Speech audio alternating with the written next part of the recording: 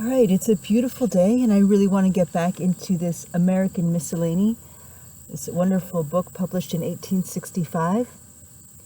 Still among the tomatoes here, still gorgeous day.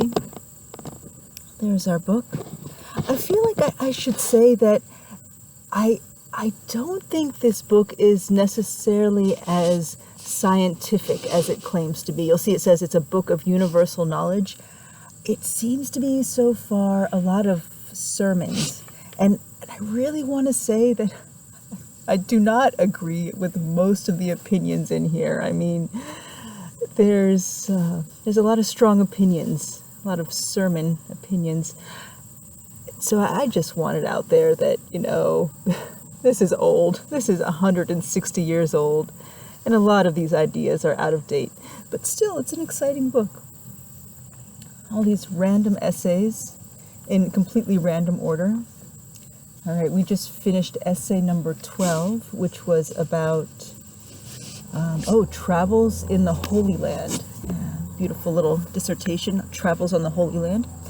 And I think the author, Mr. Robert Sears, the guy who compiled all these essays, he, I believe, is just trying to use up all the space in this book. So we finished the essay on travels in the Holy Land, and before we get to essay number 13, Plan for Emancipation, there is this little blurb, which, why not, we should read. The liberty of a people consists in being governed by laws which they have made themselves, under whatsoever form it be of government. The liberty of a private man in being master of his own time and actions, as far as may consist with the laws of God and of his country. Which is kind of a circle, right? Because the laws of his country, is he governed by that or by his own laws? Anyway, let's get into essay number 14, Plan for Emancipation. It's on page 47, again, of the book American Miscellany. Need a pokey stick, so I'm just going to gather a stalk from this handy daylily, Rogue's daylily. Here we go. Plan for Emancipation. There has been so much said. You know what, little aside before we get into this essay, which, by the way, I haven't read yet. I haven't read any of this yet, really. A few essays here and there.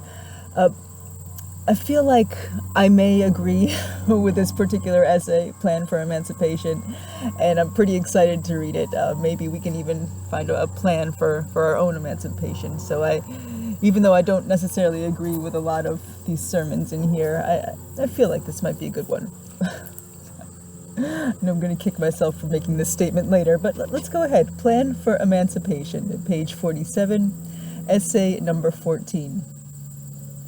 There has been so much said and published on the subject of emancipation, both at the North and South, that it has become somewhat difficult to discuss it without awaking party interests and feelings.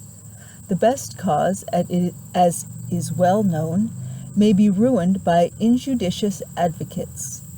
The people of the South, however, cannot but approve of candor and truth, and we feel confident that they will be pleased with the Honorable David Sears's safe and liberal propositions on the subject of gradual emancipation, advocating, as they most clearly do, not only a full indemnity for every slave liberated, but presenting no impossibility or serious difficulty of execution.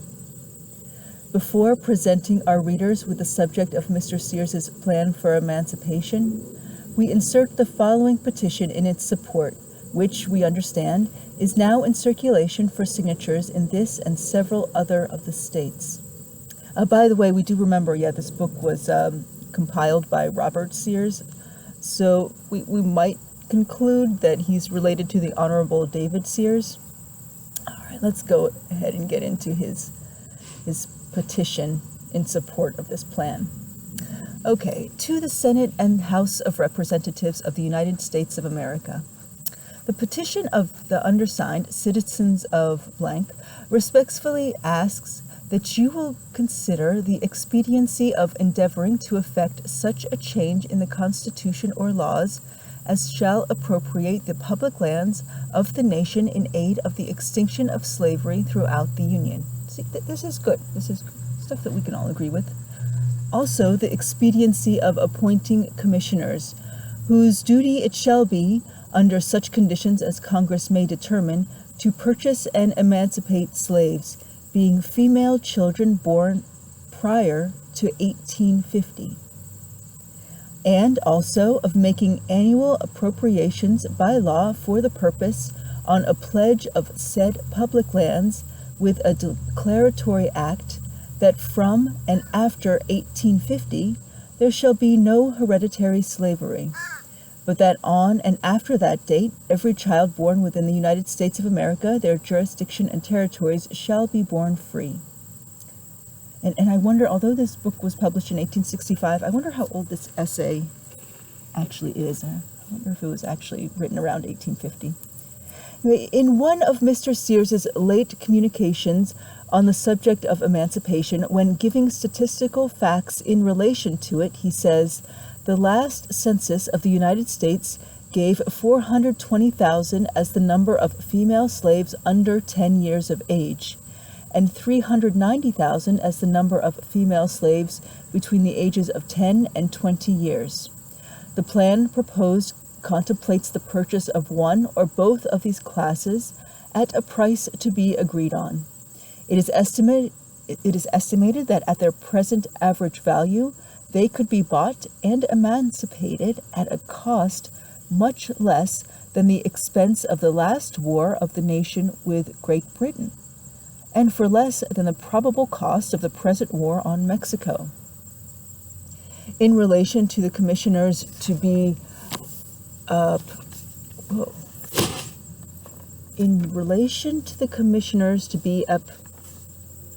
that's page 48. All right, well, we'll never know. Okay, a summary of the plan is as follows. Number 1, Congress to appropriate the proceeds of the sales of public lands to the extinction of slavery. Commissioners to be appointed by Congress to negotiate with the legislatures of the slave states for the purchase of female slaves under 10 years of age, and also, if necessary, female slaves under 20 years of age, and with instructions to close a contract with any one of said states which may agree to accept the terms of their commission. The money to be paid to the states and to be by them apportioned. Female slaves so purchased are to be free, and their issue are to be free. Number 4, in consideration of the above, all children born after 1850 are to be free within the states so contracting, and from that date, hereditary slavery in the United States, its territories and dependencies, is to cease. In reply of Mr. Sears's to a committee of citizens of Philadelphia on the subject, are the following practical remarks, which seem to rid the plan of the only serious objection which can be urged against it. I am ready to acknowledge a right of property in slaves, living, tangible, and existent, but not a right to hold the race in bondage through all future time. Heavy stuff. In order to avoid the difficulties and dangers which might arise from an immediate and unqualified liberation of a debased and ignorant class, I have suggested that children who may be born after 1850 should be apprenticed to their owners or others until they are 21 years of age, on the proviso that they receive from their masters a suitable education to fit them for their improved condition. Seems like a huge cop-out, but okay. And this is to apply to all children born after that period, whether their mothers have been freed by appropriations made by Congress or not.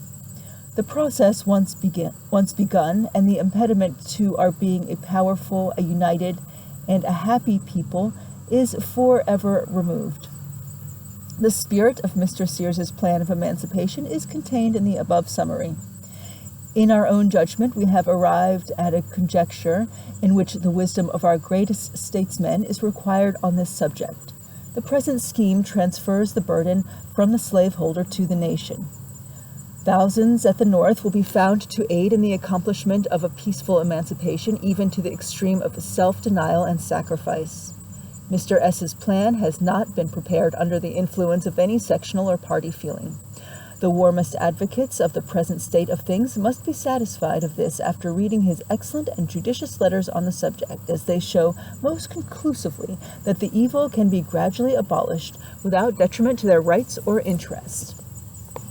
We invite the attention of the press and our public men to the consideration of the plan proposed. May nothing cloud the prospect of the nation's coming to a speedy, united, and happy decision. A late number of the Norfolk, Virginia Herald contains the following remarks of its candid and truth-speaking editor.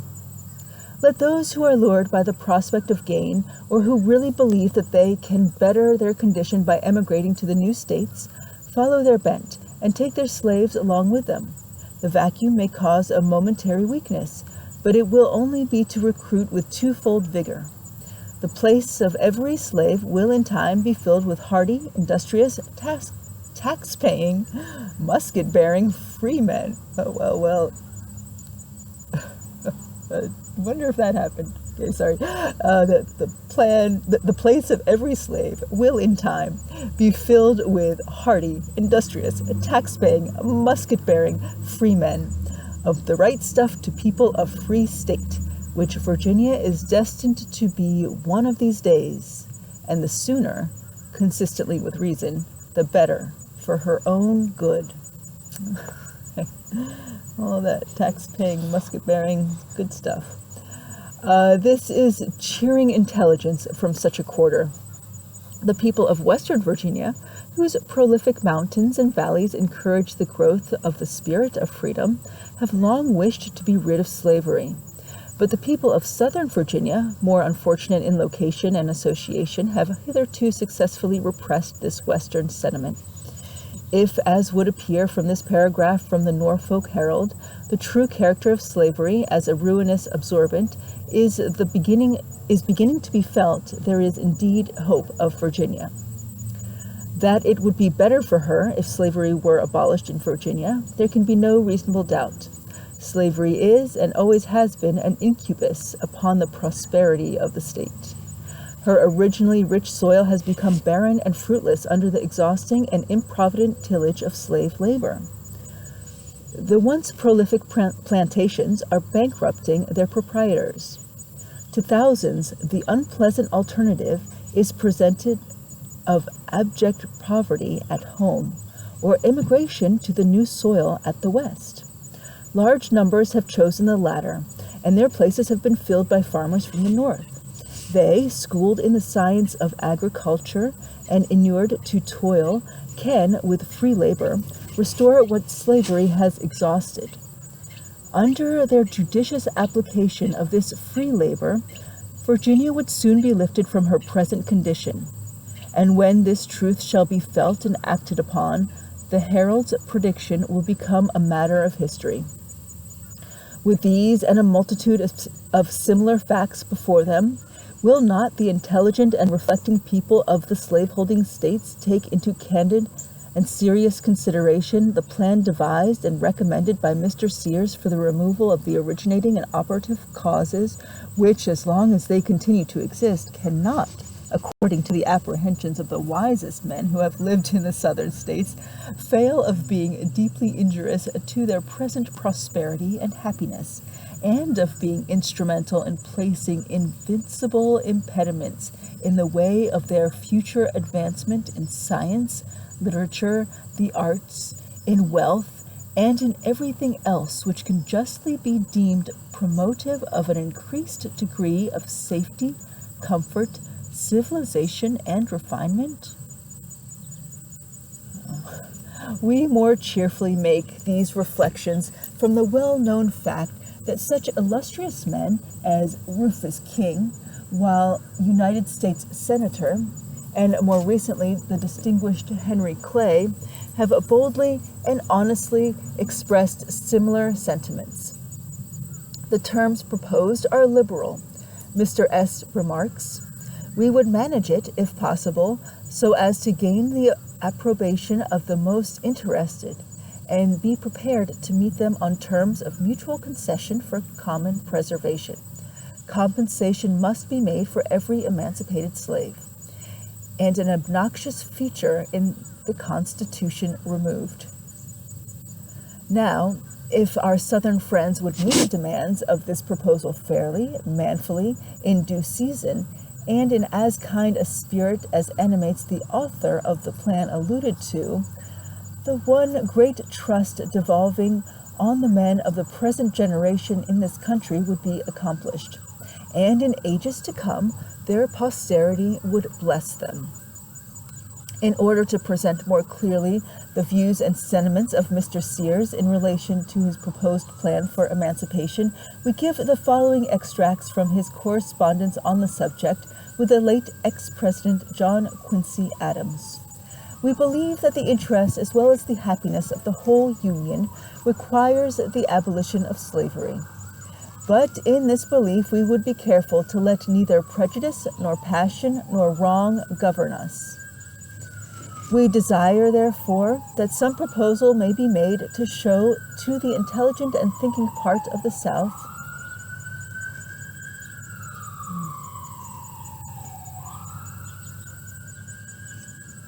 We desire, therefore, that some proposal may be made to show to the intelligent and thinking part of the South that in the adjustment of this matter the rights of property are to be sacredly respected, some mode adopted to satisfy them that our intentions are honest, some evidence given that we act under a conscious conviction, that it depends on the quiet and duration of the Union.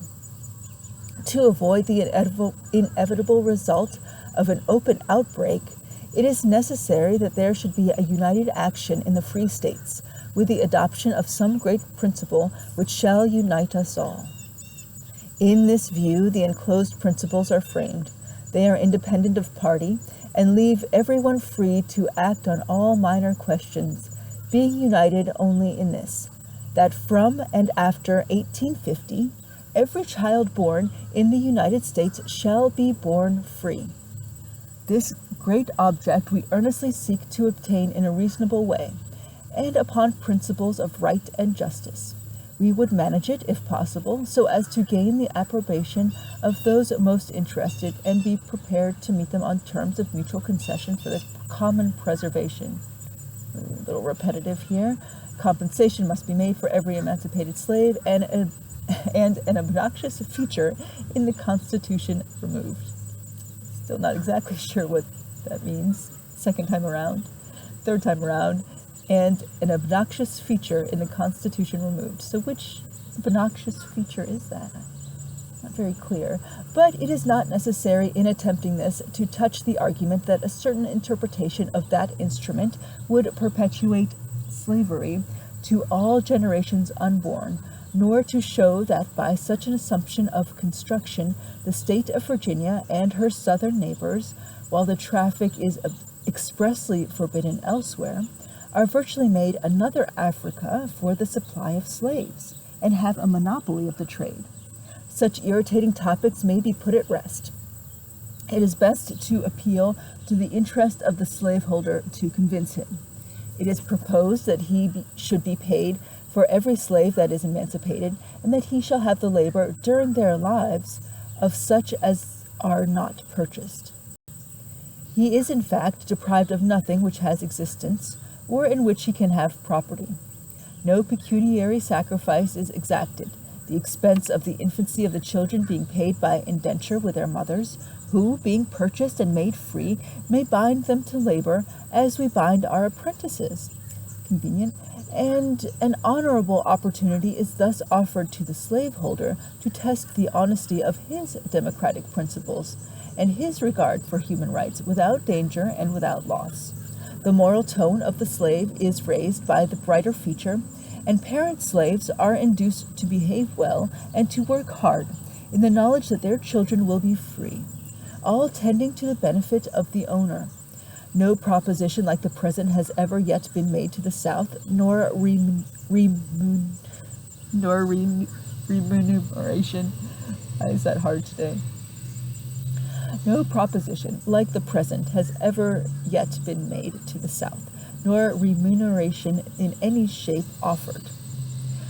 Let us try it in a spirit of conciliation to save them and ourselves from a great and a common and an impending calamity. These views I have strongly urged, and I have endeavored to impress on the minds of our friends the necessity of uniting on the subject of compensation for the sake of union, happiness, and peace. It certainly appears to be a matter of the greatest importance, especially to the 3 states of Maryland, Virginia, and Kentucky, to look closely into the subject and examine the proposition tendered to them. They are border states and in contact with the spirit of freedom, and while they are becoming comparatively less rich and strong, they cannot but see that their neighbors, divided from them only by an imaginary line or a small stream, are rapidly advancing upon them in wealth and strength. Nor can they deny that these consequences follow, on the one hand, from the institution of slavery, and on the other, from the institution of free labor. Here we have a little asterisk. Let's go ahead and see what the footnote is on that. All right. What a volume is contained in the following contrast, and yet this is only a fair statement of the difference between a slave and a free state. So here we have a little chart. We've got free soil in Massachusetts, and we've got slave soil in South Carolina. A little comparison here. Check that out. So has territory of 7,500 square miles. South Carolina has a territory of 25,000 square miles, so quite a bit bigger. Population in Massachusetts in 1845 is 800,000. In South Carolina, it is 600,000. Products in dough. Maybe products in domestic?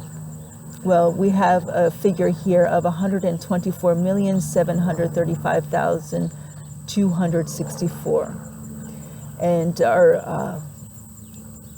our South Carolina products in dough, their number is less than half that. Their number is 53,086,765. And then we have our statistics here of production to each individual, $154. Production to each individual in South Carolina is $88. So cost of state government in 1844 in Massachusetts is $461,097. Cost of the state government in South Carolina in 1844 is $347,831. The members of Congress in Massachusetts are 10, in South Carolina 7. Scholars in common schools, we have 160,257, while the same statistic in South Carolina, scholars in common schools is 12,520. That's a huge difference. 160,000 compared to 12,000. That's how many people are in school. Okay, in academies, we've got 16,746 for Massachusetts. In academies in South Carolina, only 4,326. And in colleges, we have 769 in Massachusetts, and in South Carolina, only 168 people in colleges. Can you imagine? Over the whole state, only 168. Maybe we can assume this. All of this information is 1844 because of this previous state here, possibly. Okay, so our next statistic for Massachusetts, we have persons over 20 who cannot read or write. And they've narrowed that down to 4,448 persons over 20 who cannot read or write. As opposed to South Carolina, we have 20,615. So about 5 times the amount of, actually it says whites over 20. Yeah, interesting. So in Massachusetts, the statistic says persons over 20 who cannot read or write. 4,000. We have, sorry, that statistic is 4,448 persons over 20. And then over here in South Carolina, we have whites over 20. Interesting. Whites over 20 who cannot read or write is 20,000. And then in slaves, of course, there are none in Massachusetts, and in South Carolina, slaves not permitted to read or write, 330,000. That's insane. Okay, still more striking does this contrast become if we can compare Kentucky and Ohio, sister states, alike in soil and climate and only divided by a river, but as dissimilar in enterprise and prosperity as can be imagined. No powers of argument can reason down facts like this. And already is their influence at work in Virginia, Kentucky, Maryland, and perhaps other states. Consolation as well as firmness is now demanded on the part of the South. Firmness is an opposition to the extension of slavery, but a generous and conciliatory spirit in devising a method of relief for the states now involved in it. All right, let's get back to our plan for emancipation. The former must ever yield to the latter in the production of wealth, prosperity, and power. As these elements of greatness increase among the free states, what, in all probability, will be the future destiny of the border states? I wish not to excite an angry feeling or to wound the self-love of anyone. My object is peace. But if the people of these states would calmly hear what may be said and would coolly judge of what they hear, we all in time come to the same conclusion.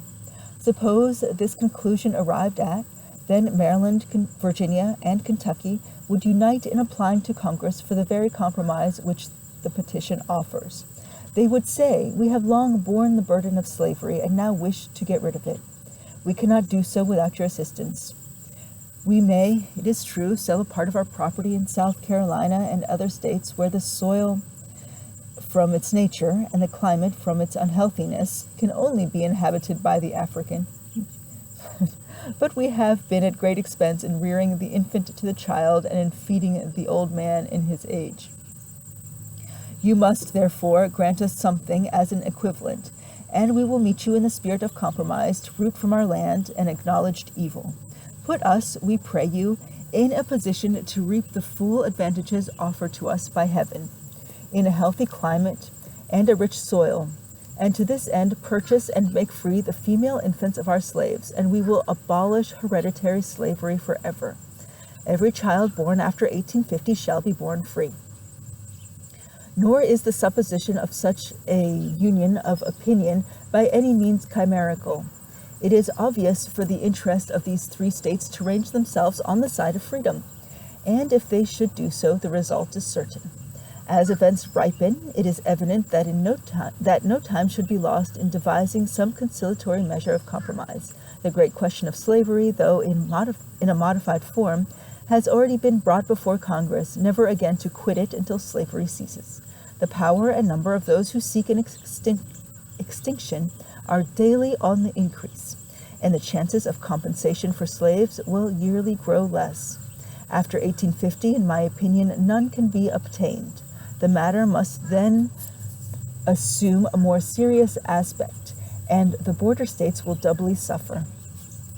In a letter to a friend who, in a series of numbers recently published in the Boston Courier, has so fully demonstrated the value of the plan of emancipation I suggested, and who has touched the subject with a master's hand, I frankly stated my fears, and in giving them also to you, I trust that they will be received as they were uttered, more in sorrow than in anger.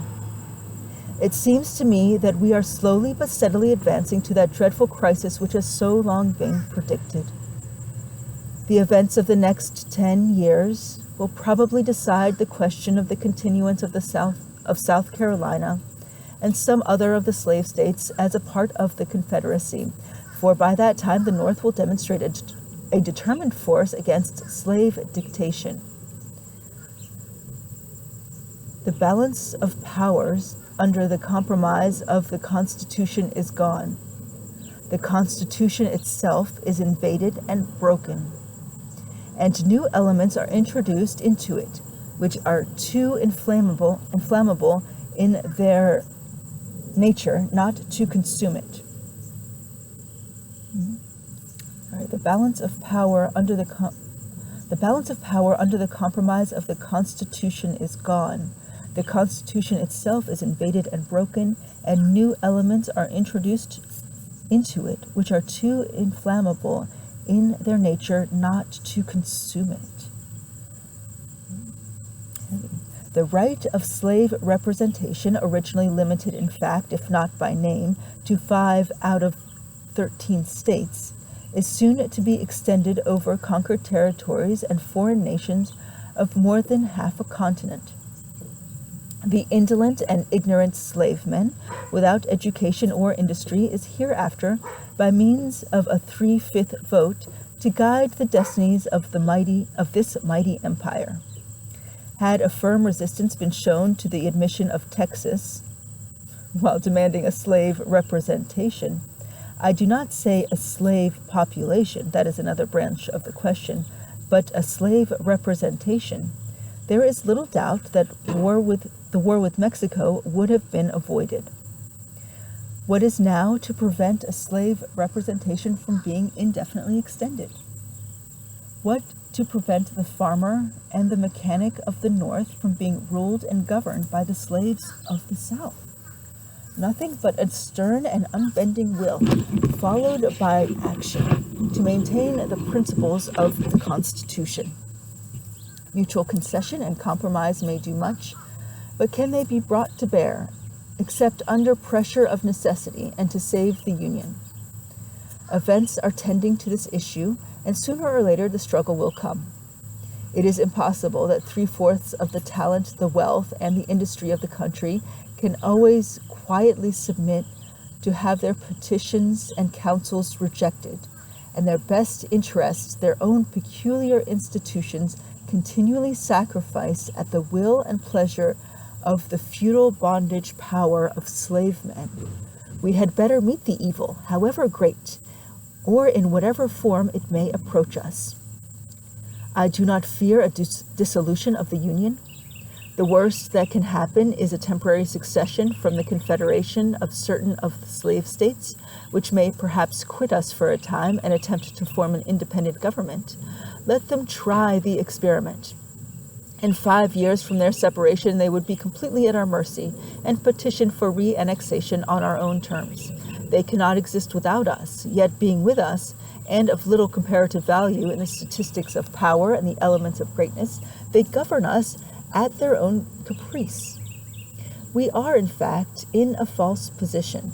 We have yielded up the compromise of 5 slave states to 8 free states, the spirit of the compact of the Constitution, and permitted a gross encroachment of the slave men upon the degree of power we originally conceded. But notwithstanding these facts and the feelings they naturally engender, I am anxious still to offer to them the plan for emancipation which you have been kind enough to publicly notice. It was conceived in goodwill and friendship to the South, and offered in the spirit of mutual concession to avert an impending evil, and to restore harmony to the Union. No one understands better than yourself, whose experience extends beyond the era of the Constitution, that the present state of the hostility between the North and South has mainly been brought about by a British policy, and the radical sentiments uttered by the feudal chiefs of South Carolina and other slave states, and thrown by them as firebrands among us, to light the fires of riot and spread abroad the embers of disunion. They have been successful, and we have retreated before them. Their huzzas for liberty to all and equality for each have been taken by us literally, and we hasten to shout them back in earnest. Men north of Washington cannot comprehend why the doctrine should not be good south of it, and why the slave man has preached free man is now determined to practice. And what the slave man has preached, the free man is now determined to practice.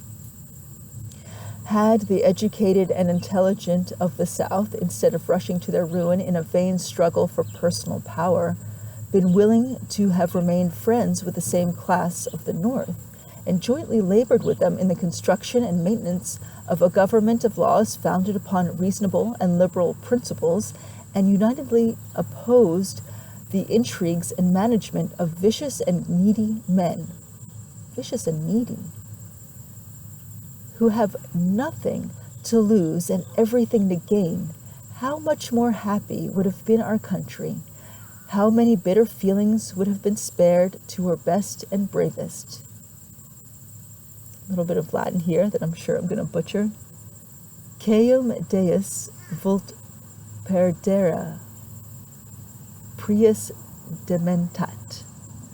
Quum Deus vult perdere, prius dementat. All right. I'd love to know what that means.